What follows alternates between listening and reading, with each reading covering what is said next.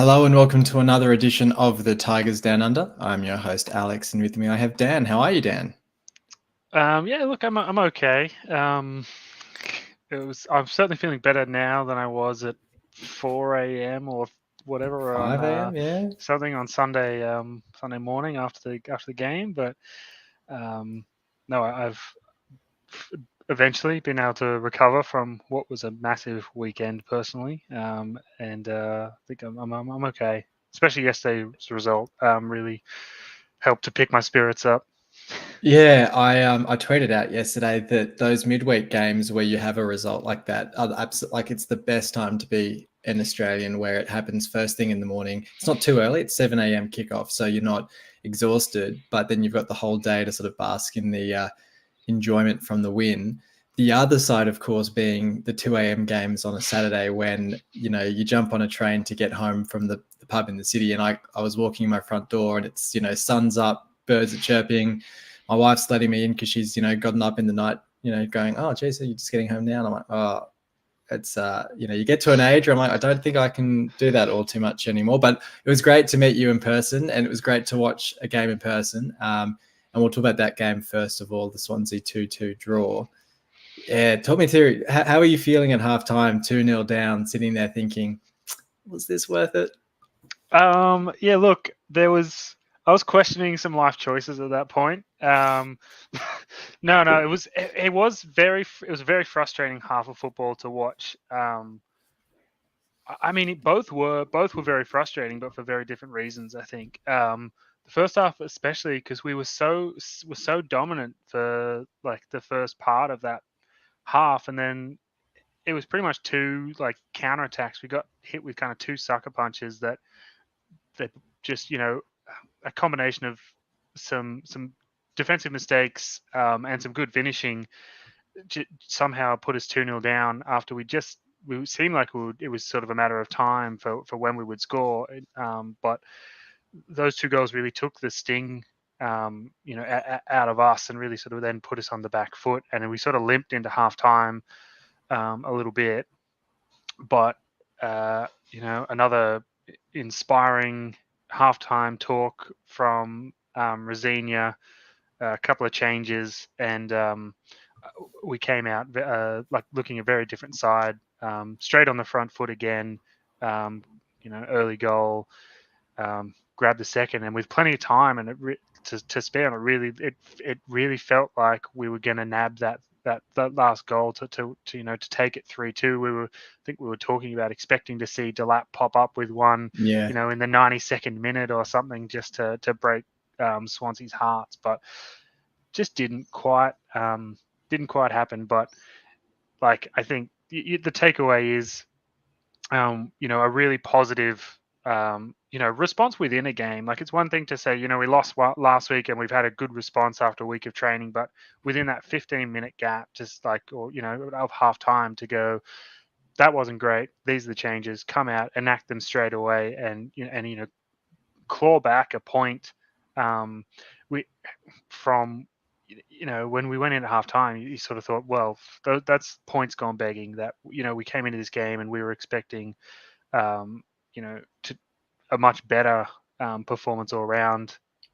So it was a good response in that sense.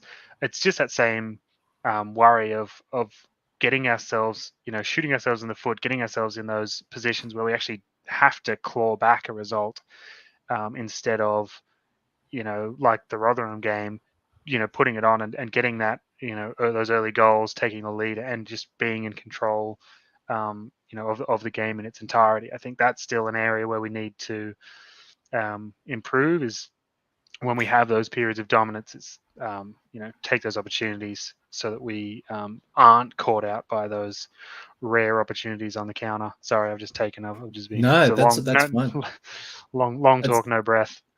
I guess the frustration for me as well is that it's not as if it's the same thing every week. So, for example, if the Swansea first goal had come from us stuffing around with passing at the back and Seri hand turns, it's not like it's the same issue where you go, oh, we're making these same mistakes. It's something different each time. Like Allsop spilling that shot, you just think that doesn't happen, or McLaughlin getting turned inside out.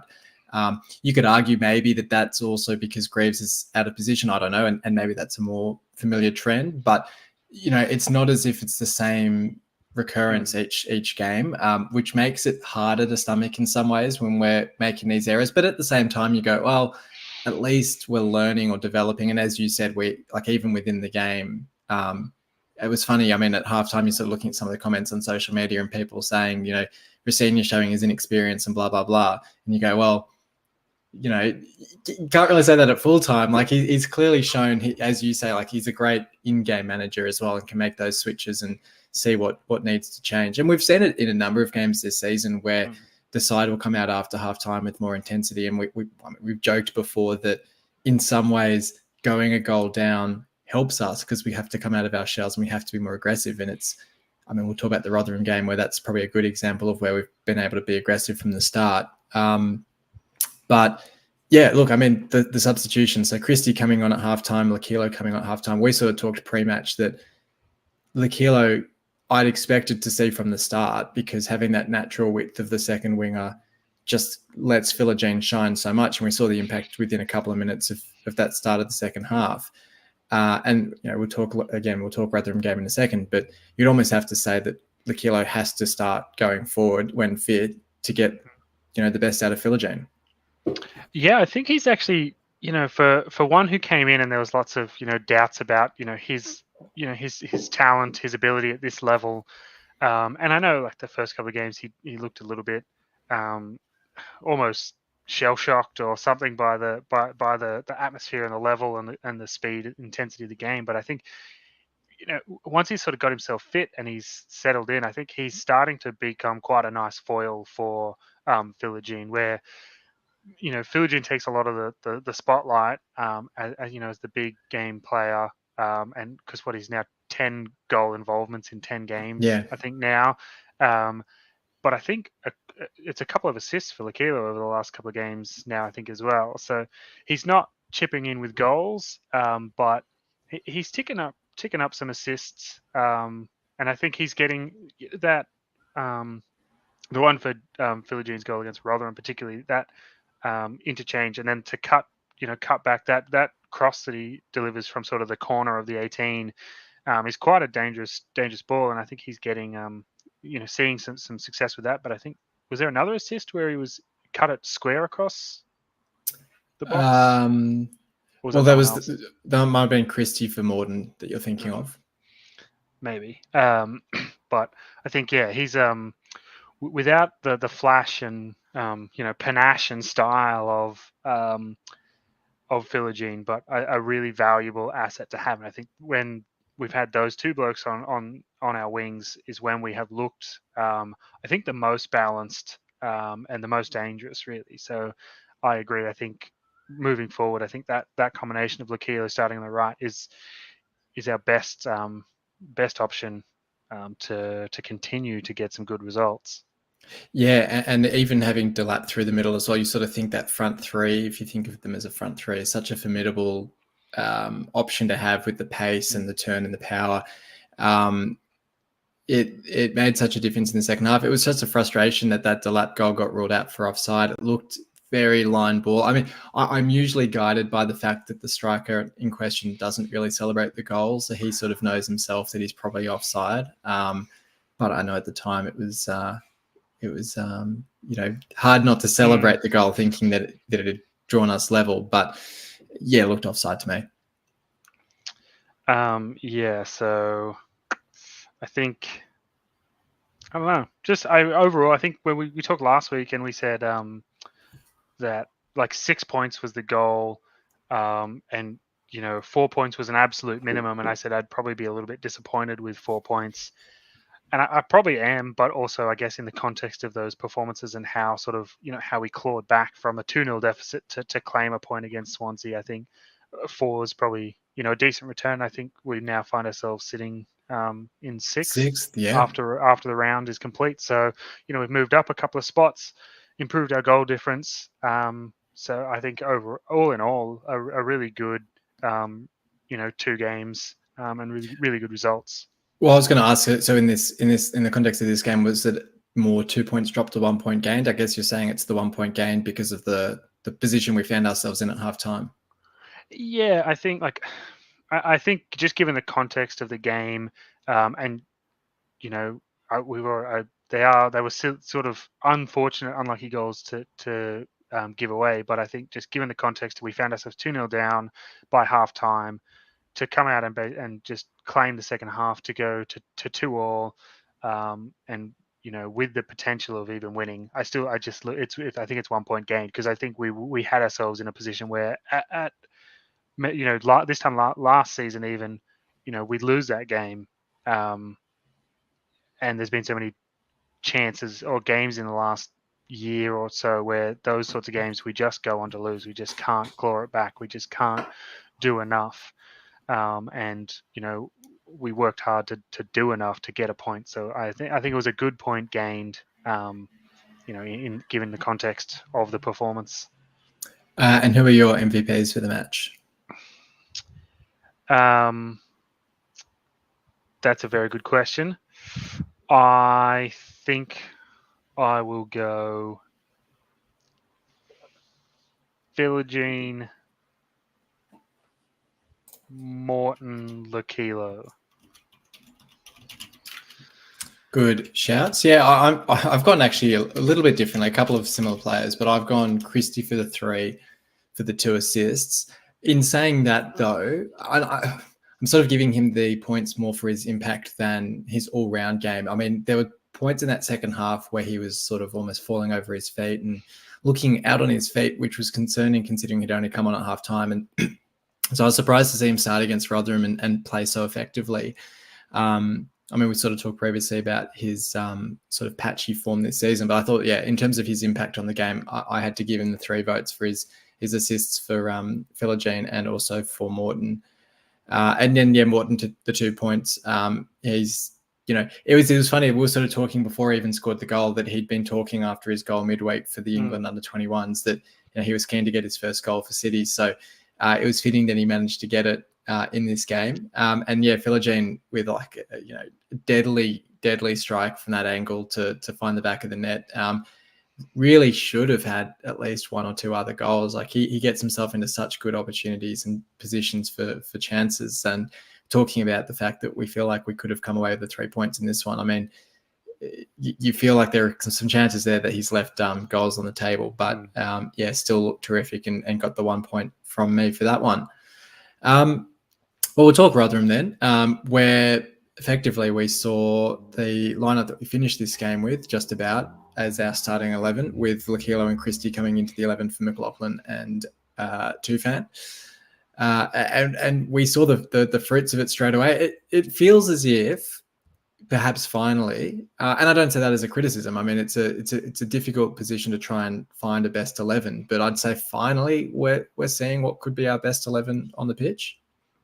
Yeah, I think it's been a little bit of trial and error, a little bit of waiting for some players to get back from to full fitness to see sort of exactly how it plays out. But I think you're right. We're starting to, it's been slowly refined over the course of what have we played, 18, 19 games or something 18, so far? I think, yeah. 18, yeah. So it's been a process, but I think you're right. We are starting to, it looks like we're sort of settled on the best 11. And I think particularly in some of those key positions, we seem to be going, these are the guys who we can rely on to get the job done, and they are, starting to get the job done. And I think it's good to see, I think starting to share the goals around now. It's not, we're not necessarily relying on Delap to nick one in the 92nd minute. You've got, Morton popping up with a few some key involvements over the last few weeks. Obviously, Philogene is possibly the form player in the competition, just based on the level of 10 goal involvements in 10 games is insane. I think it's 6 goals in 7 games as well. Something like crazy. So, Twine starting to find some form, managed to get a fairly fortunate, but got a goal. Johnny on the spot had to be in the position to actually still, tap it away. So hopefully, I think that will give him some confidence. I think even like you saw, he had a decent free kick attempt where I think in previous weeks that one sort of goes over the bar, but at least on target. Maybe not with the conviction of the strike that you'd hope, but a decent in a good spot. And if the keeper spills, then Delap or someone's there to tap it in. So I think we're seeing some improvement. I think in sort of all areas, of Twine, he's growing pretty nicely. I think, which is good because I was really worried for a while there that he was just going to be another one of those sort of nothings who just had a lot of hype and didn't do anything. Who was that Man City one we had? Matt Smith or whatever. Matt Smith, yeah. Who came in with a lot of hype and then did pretty much bugger all. So I think he's building nicely. Morton just really just I think ever I saw he since had 54 out of his 54 passes completed, which is nuts. yes, for a player that young to be this tidy and this clinical and this influential on a game is insane. I mean, I've been throwing that word around a little bit today, but just a class young player who I think since that first call up to the under 21s has I think we've just really seen him go from strength to strength since that involvement. So that's I mean a positive for us. The downside being whether we can or the question mark being whether we can find a way to snare him away from Liverpool at the end of the season. But who knows what that will look like.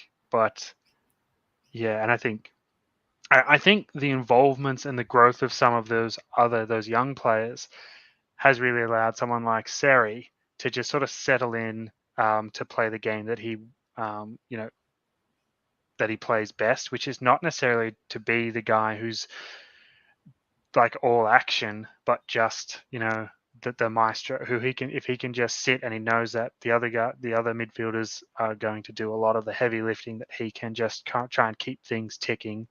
And I think the last couple of games we've sort of seen that more from him, where I think it felt like there was maybe a little bit of like he felt some pressure on himself as like the senior midfielder to try and like get things going, and he was maybe trying to do a little bit more than maybe he needed to do. I think the really interesting thing is now that Slater is nearing an actual return to football, how or where he slots back in, who he's going to have to fight to replace, because before he was injured, he was probably our best, would have been our best midfielder before. So it'd be interesting to see whether he is actually a part of that best 11, like on paper or on form. Before that, you say he is, but the combinations that have been built now, maybe he doesn't find a way to slot straight back in.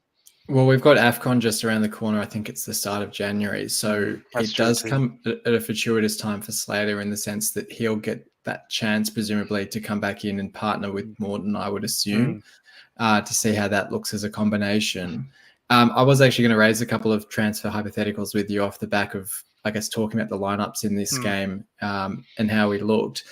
If this is essentially our best 11, what therefore are the implications on a Tufan or an Ali or a Cynic as players that cost us a lot of money and presumably aren't on a small wage? Are you happy to spend that sort of money on players that aren't walk-up starters to the side, or do you look to try and cash them in either in January or the summer to say you get a couple of million for them, you get the wages off the books, you invest in other young players, like, maybe it means you can buy a Morton if you could cash in on those players? I'd say for some of them, sell. I mean, I'm a reasonably big fan of Tufan. I think he shows a lot more knowledge of the game and awareness than a lot of fans seem to give him credit for. But rightly so at the moment, he's not in the best 11, but I think he still has a role to play. I think I would keep him in the squad because I think he can fill quite a number of important spots in that forward line if we do have an injury. We just haven't seen, and I think he's shown that he can produce. He started the season really well. He bagged a few goals last season. He can be a really influential player. He scored us some really important goals last season in some big moments. Whereas you look at Ali, who came in with a lot of hype, but just never really found his feet. Never really was able to deliver on any sort of consistent level.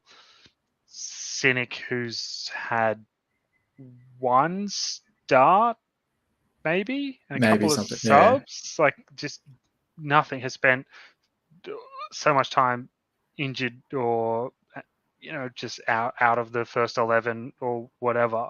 I think he's one that should go. He's been given a couple of opportunities now really to stake a claim and never really managed to do it. So I think I'd be okay with potentially, seeing Ali and Cynic go in January. And because I think, Ajun has already sort of made some reference to, that he wants to strengthen in that window in January anyway. So I would expect a couple of those guys. Sadly, potentially even someone like Doherty goes as well. I think he's really struggling to sort of to break in. And Again, Longman, who I keep forgetting is still our player, probably needs to be sold. Yeah, look, I mean, if Millwall said, threw some sort of a fee at us to buy him, I think you just take it. Yeah. And just I don't even care how nominal it is. He never really, I guess, like showed the promise that we thought might be hiding within him somewhere for us. And he went to Millwall and kind of again has not really set the house on fire there. So I think he's just one who's gone. I can't see how he was ever going to match up against even what we've got now. And you go, one of those is Lakilo, and I just go, at this stage I'd take Lakilo over Longman any day of the week. So and that's with Lakilo not really having actually played that many games for us overall, because he's probably only played maybe in half of the games this season. Yeah. So that's a career of 9 or 10 games at City, and I go, I take him over Longman. So maybe that's just I don't know, rose-tinted glasses or short-term memory or whatever. But I think there are a few squad players who certainly I think you release and you look for some good deals to strengthen the squad, strengthen that depth. And I guess the harder hypothetical, sort of thrown up by, I guess, a bit of recent discussion around Philogene and whether he has a buyback that's currently active or only becomes active if they're in the Premier League, or what might happen. If a club came in offering, say, 30 million for him in the summer, and you kind of go, that 30 million means we could get Delap and Morden in permanently, plus, say, I don't know, some other promising young winger, like a Raksaki from Palace or something. I don't know.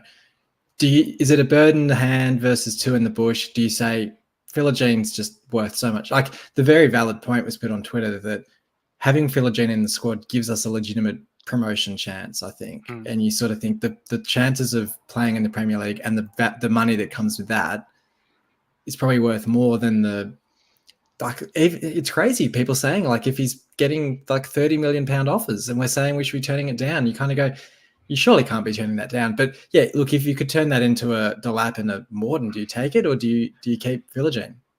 Do you mean like in January or come the end of the season? Come the end of the season.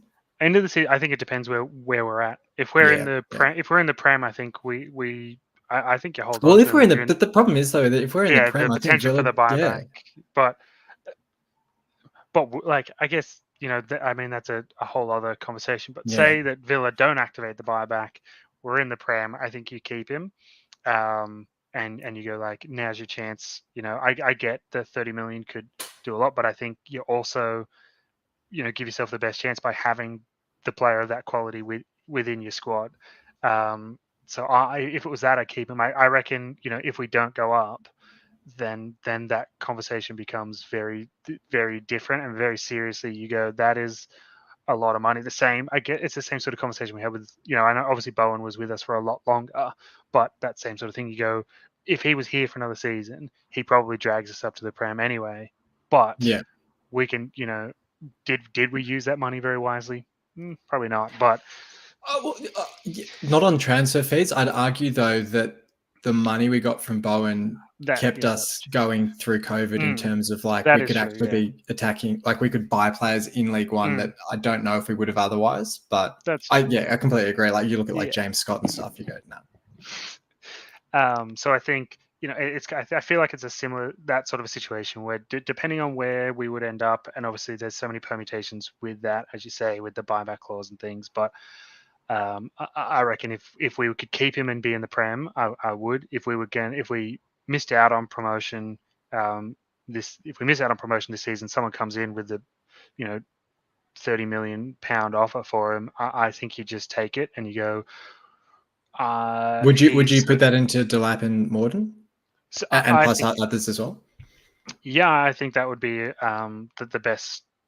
So if that was possible and that was feasible, and it all worked out financially, then 100% I would certainly go after, two players that we know work within the system that we've got, who work with the, within the squad that we've got, and you go, whatever we got left, that kind of goes into potentially just finding a Philogene replacement, or something like that. And you go, we're not going to get a £30 million winger, but it might be the same. You go, we've got another 5 mil that we can go and grab another young promising winger with what we like what we did to grab Philogene, and go, theoretically, if you it's all hypothetical math, so it means nothing. But if you got 30 million and you sold Philogene, you found another player of his ilk, at the beginning of the season and you spent 5 million, got another one in, spent. It's easy, right? Even if it was the same, and you spent 5 million to bring Delap in, 5 million to bring Morton in, you got 15 million surplus. So the math in that sense, I think, really, really works out.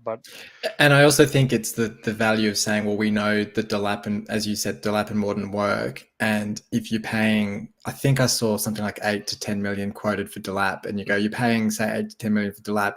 If he gets better next season and scores, like 15 or 20 goals, suddenly he's worth 20, 25 million, and so, you know what I mean? Like it's where the positive player trading can actually work out, where you go, it sucks. Like you want to keep someone like a Philogene and see him here for years and years and years, but you go, if you turn that 5 million investment into 25 to 30 million and spread that amongst a bunch of other players, which is sort of what we tried to do when you look at like Cynic and Ali and those guys, didn't work out. I think also like you kind of see the progression in recruitment over the last 18 months, and you can very clearly see like the Rosinia's influence in those discussions over the last, say, 6 months, that the guys that have come in the last 6 months, for the most part, have been much more effective and influential arrivals than what was a bit of a scattergun approach at the beginning of last season. It kind of reminded me of the Slutsky era, when everyone scored against us. We were like, we'll get them because they scored against us. And also like this in the sense that like it was, well, I guess that they scored against us, but like, and I get, but so that was the trend with Satsuki, and then the trend with this was like it was all players that had played in Turkey, and Ajun was just like, I'll just buy all these players from Turkey that I know, and they'll work, and like some of them will work, and it's like other than Oscar, none of them really worked. And I would argue that Tufan has worked out okay. True. I guess I was thinking, true. I was thinking because he was at Watford, but yes, he was Turkey as well.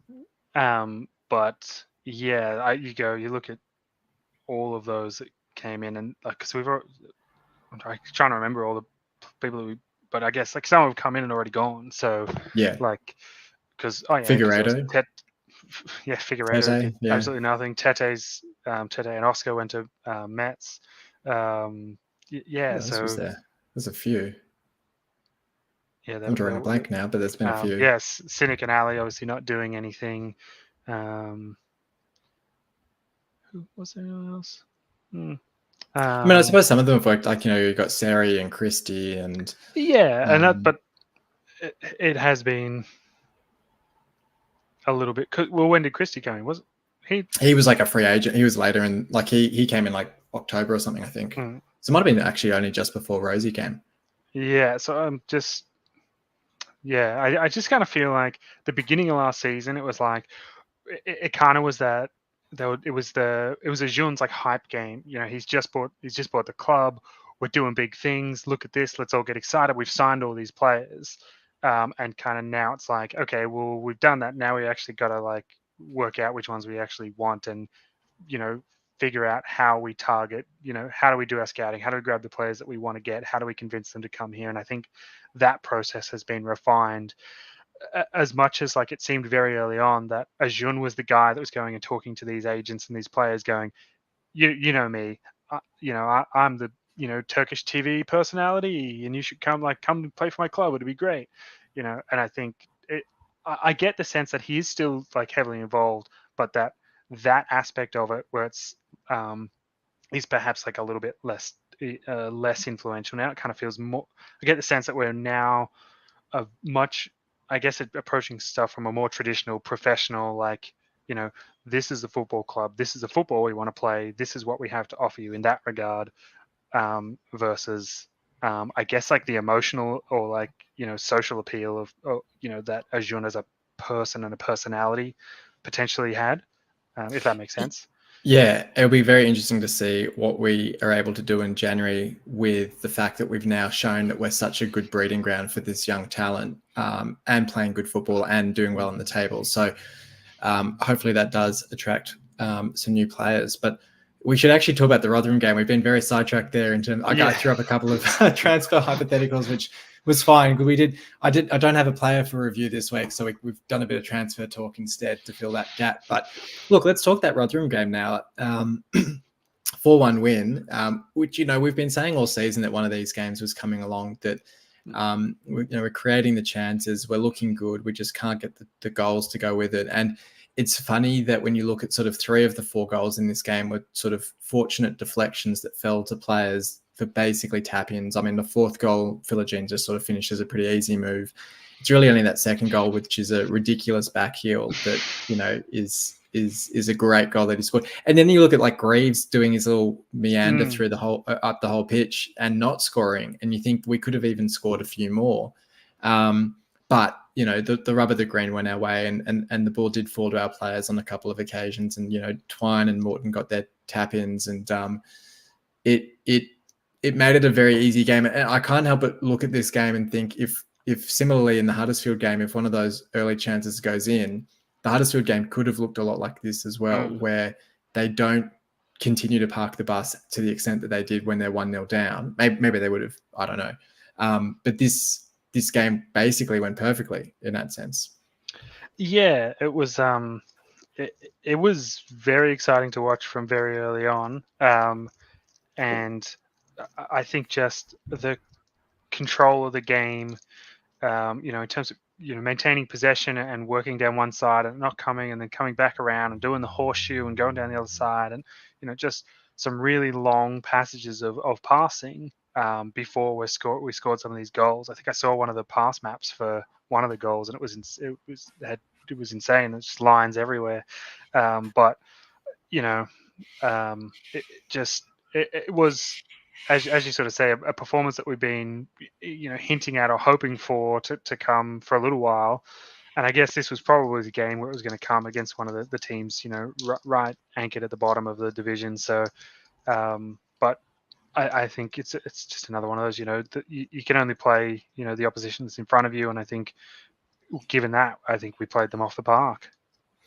Yeah, and you said before the podcast that it was actually almost fortunate in a way that they got a goal late, because it means that teams will think they've got a chance against us and won't just all come to the MKM and take the Huddersfield approach. And I can't help but agree. I mean, you get the goals early, you get the goal difference on the board, but you don't thrash them 6 or 7-0 and really make teams kind of go, oh, hang on, we've got to park the bus and play, make things really difficult for us. You want teams to still come and have a go at us to allow us to play like this. Yeah, I think it kind of worked out. I had sort of bit of a feeling that, even when we went 3-0 up, I sort of thought, I feel like they'll nab something, and it will. I think, as you sort of said, it will be beneficial in terms of, I guess, the analysis that other teams will do. It gives them something to sort of pin their hopes on when they come to the MK and go, oh well, if we just press and we'll press them when the ball's here, or press this player, or do whatever, it gives us a chance of nabbing something on the counter or whatever. But I think overall, just it's hard to be disappointed with any real aspect of a 4-1 win. Good for the goal difference. Put us in the six. Just good all around.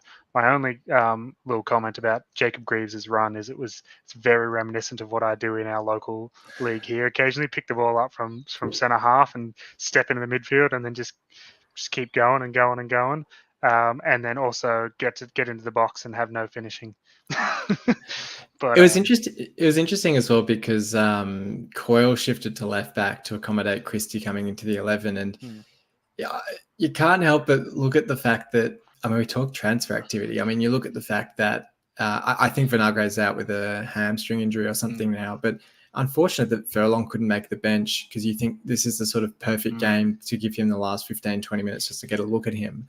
The fact that we're either playing a centre back or our right back at left back just feels like that's somewhere that we've really let ourselves down in recruitment, because you look at the summer where we let Elder go, which was fair enough. And, he's not really playing too much at Derby, so you can't argue that he would have been an improvement necessarily here. But you think you let him go in the summer, you would hope that would mean that there's a pretty solid plan in place to bring someone in who's been identified, fills all the attributes that Rossini needs, and can play in the game style. And from the first time he was sort of linked or rumored, Vinagre just didn't strike me as the right option, purely from both from like a physical capacity of his body holding up, and also he just didn't seem kind of the right level of quality that we needed.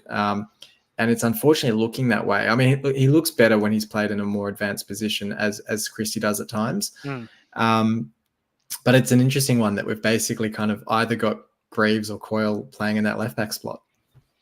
Yeah, it's sort of been a bit of a sort of a bugbear position over the last couple of seasons now, where I think Elder did a sensational job in League One, but I think sort of ever since we've stepped back into the Championship, we haven't quite got the right left back, and we've kind of been searching and searching, but we just haven't really found the right player there. And it kind of does feel like we're still searching. I kind of tend to agree that Vinagre has shown over the first half of the season that he's not, doesn't have the physical capacity, or isn't, just good enough, really.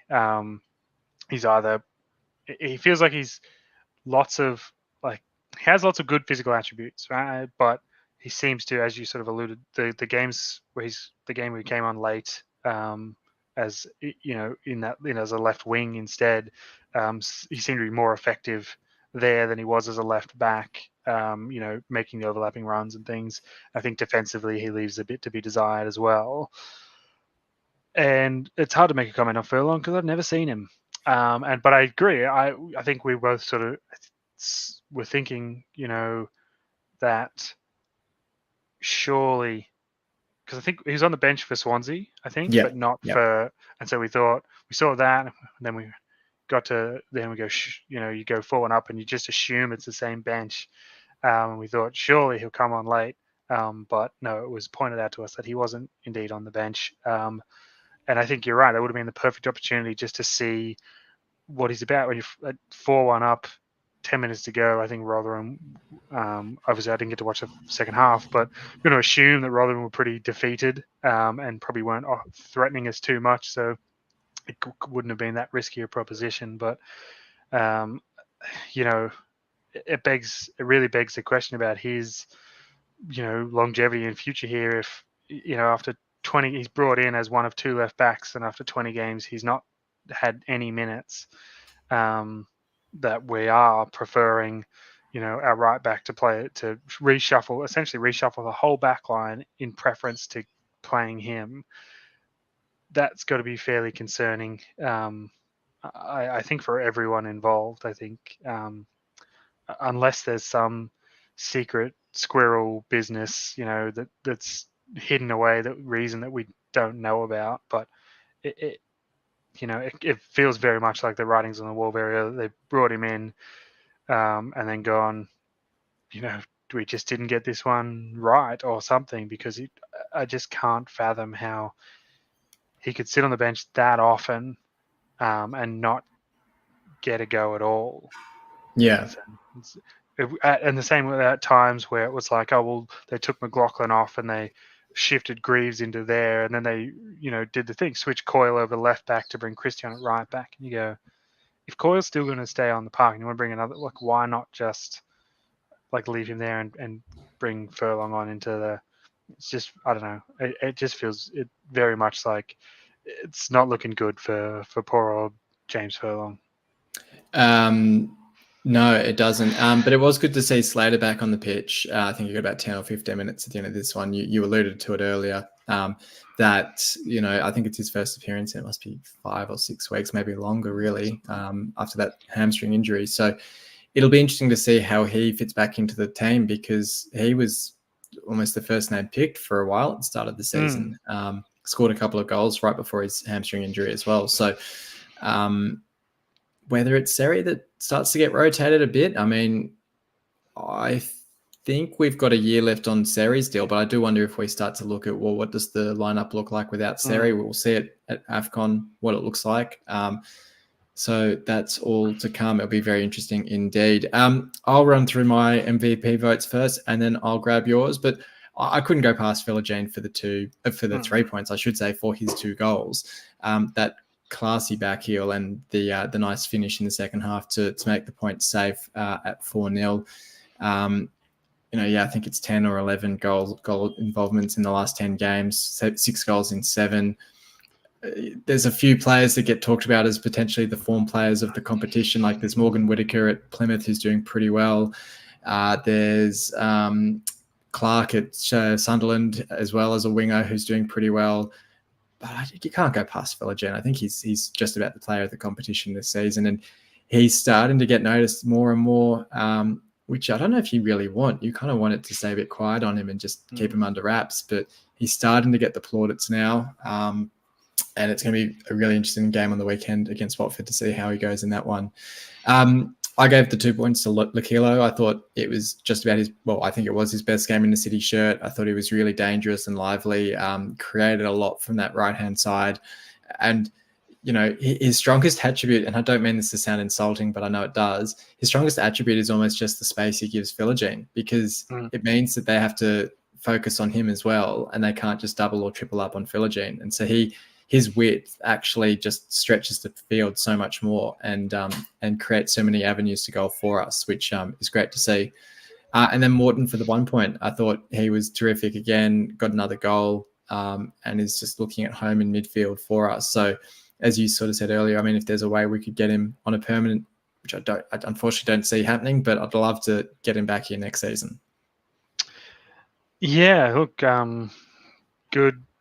good shouts. I've got a very similar 3, because I also have gone Philogene for the 3 points. It's hard to go past a 2-goal haul, and just is a constant nuisance for opposition defenses. I also went 2 points for Lakilo, because I thought, for the half that I saw, he was really influential. And I was trying to think, as you were talking about it, I was like, because we had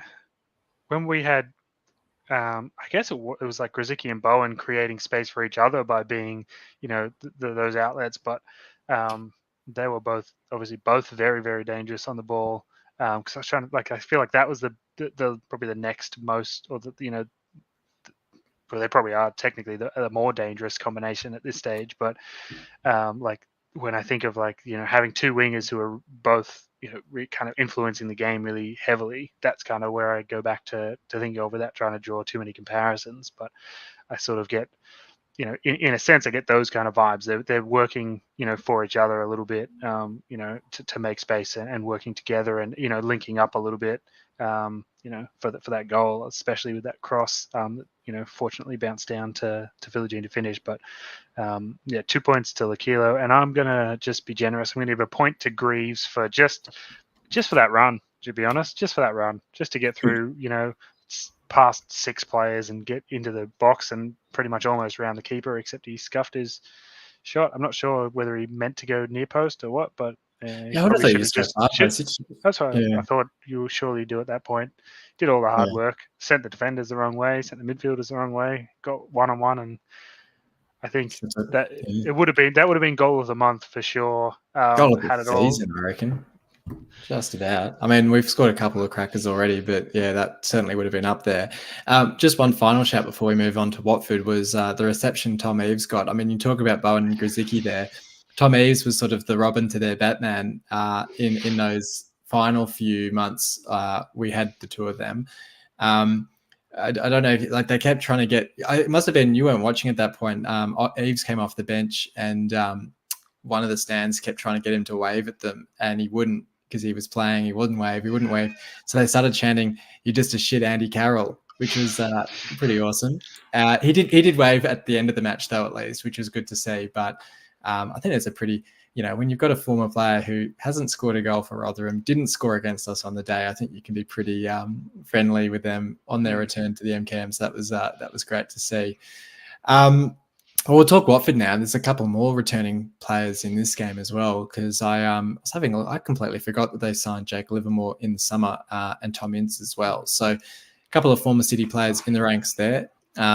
They've got 2 wins in their last 5 games. They came from 2-0 down yesterday morning to beat Norwich 3-2. It's sort of a funny season for them because I feel as if they went into this season very stubbornly adamant that they weren't going to sack their manager and they weren't going to do a Watford and change after, a month or whatever. And they won their first game 4-0 or something against QPR, and they kind of go, we're off to a good start. And then they just absolutely hit the skids and they were looking awful. And they stuck with him. They've stuck with Ishmael, and they're starting to come good now. 2 wins in the last 5. But it just struck me as quite a funny season to sort of stick to your guns on that when it might have actually finally got to a point where you go, oh, maybe you'd make a change. But yeah, look, so they're sort of mid-table at the moment. We've actually got 2 wins in our last 5 against them, which is good to see. Of course, Tufan scoring the winner last time out against them in a 1-0 win, which just had to be given his connection to Watford. But it's a good opportunity. I mean, we sort of talked pre-podcast that the danger of that Rotherham game is setting expectations too high and sort of saying that's the bar of expectation that we should be putting teams away 3 or 4-0 each week. And I guess where I would sort of draw the distinction with this sort of game is whilst I wouldn't be going into it expecting a 3-0 win, I'd be going into it expecting us to try and play the same way with that sort of quick transition, quick passing, attacking mindset to put them on the back foot early. And, I sort of look back on that first game of the season against Norwich and the way they put us on the back foot. And I'm like, if we can do that to Watford, we should be walking away with the 3 points. I think it's a sort of a sign of how far we've come that Watford, as a reasonably recently relegated side, I now see as our equal, if not our inferior, in terms of I think we really should be going for the win. It's not about sort of damage limitations or anything. So I think it's a good barometer, I think, for where we are. Yeah, I think the mood around our club, our season is I think it's slowly shifting. It's sort of been a little bit up and down. It's been a bit of a wild sort of a chart, if you were to chart expectations across between match weeks. But I think we find ourselves in the 6 again after we found ourselves fell out for probably a couple of months really, and I think a few good performances were sort of building and building. So I expect. I don't expect a win. I'm hopeful that we can get a win, but I don't see it as like I can't see a thrashing. I'm sort of thinking like a 2-1 or a 1-0 or something like that. But I think they they have been a reasonable side for a couple of seasons now. So it's that shift in expectation is, I think you're right, a sign of how we are progressing as a squad. So Yeah, I think I'm just hopeful for. I think we can. I think we can collect another 3 points, make it 3 wins in the last 5 against Watford, and just continue on our merry way. Really. And I think, look, based on our discussion with the Rotherham game, it seems as if the 11 just about picks itself. I'd be curious to see if we do go with Coyle at left back again. Would probably be my only curiosity. I'd almost see it as maybe Christie can't play the 2 games in the week if he has the legs for 2 starts in a row, and maybe that's a good excuse for Coyle to come back to right back. And maybe it's, maybe it's Greaves back to left back. I don't know. I mean, he's looked so capable centrally. But in an attacking sense, I don't see there being a need to make any changes. Maybe I know there's the yellow card. What would you call it? The rollover for the threshold for a suspension is after this game. So if there's any risks around Delap or Seri, maybe you start it. I don't know if you'd throw Slater in for a start in this game. I think it's probably a bit too early for that. I was going to say maybe he starts for Seri, but it's probably a bit too early for that one. Yeah, I think I just can't. I think you just have to play the best 11 you've got, and I think that looks like pretty much how we started against Rotherham. I think that I guess as you say, sort of Christie is probably the only question mark, which maybe means you revert to Greaves, McLaughlin, Jones, Coyle, but yeah, that might be the only spot I'd change. I think I feel like Delap and Seri, I think they've been, obviously they've been spoken to and said, look, we're this close, because it seems like suddenly, like, you're this close to missing a game, and if you just get past the Watford game, then you've got, the threshold's 10 yellow cards then or whatever. It's like away you go. Yeah, pretty much. It kind of feels like the lads definitely dialed down the aggression. It feels like they have really reined in on some of the things that they were giving away their cards for. And so I think, I reckon, I feel like one of them will get carded and we'll miss one of them, but I think they've done pretty well to go, without cards for the last couple of games. So, in fairness, if they were to miss, so it's QPR after Watford.